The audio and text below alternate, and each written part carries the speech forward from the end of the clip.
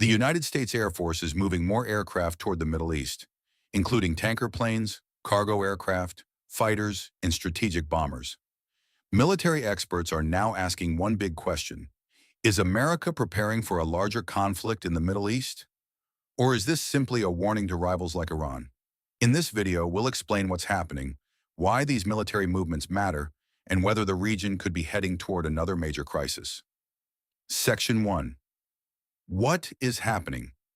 In recent weeks, unusual U.S. Air Force activity has been spotted across Europe and the Middle East. Aircraft involved reportedly include KC-135 and KC-46 refueling tankers, C-17 cargo planes, fighter jets, surveillance aircraft, strategic bombers. These aircraft are moving between major U.S. military bases in Europe and the Gulf region.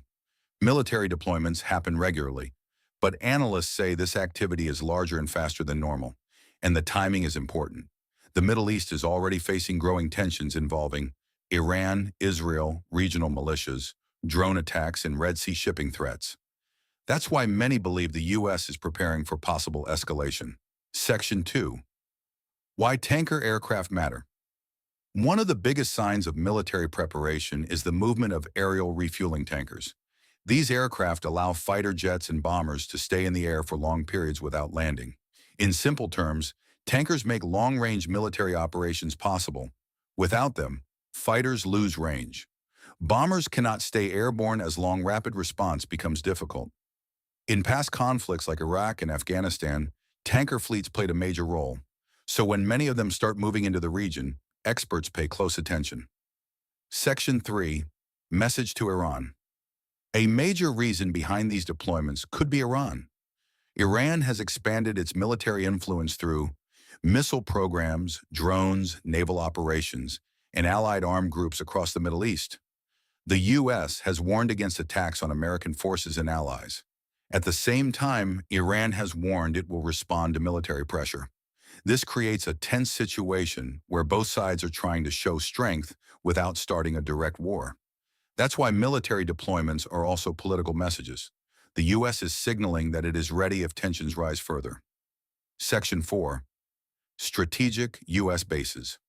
America has several major military bases across the region, including Qatar, Bahrain, Kuwait, UAE, and support bases in Europe.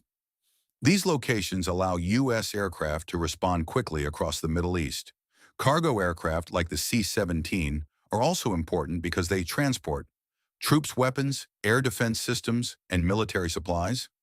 Strong logistics are essential in any military operation, and right now the U.S. appears to be strengthening those logistics.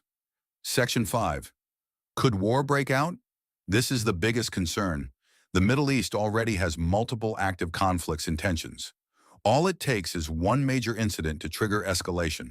For example, a militia attack kills American troops. The U.S. launches retaliatory strikes, regional groups respond. Shipping routes are threatened. Oil prices rise worldwide. A situation like this could spread very quickly. That's why the U.S. often moves forces early, to prepare and also to discourage attacks before they happen. Section 6. Global impact. If tensions grow into a larger conflict, the effects would impact the entire world. Why?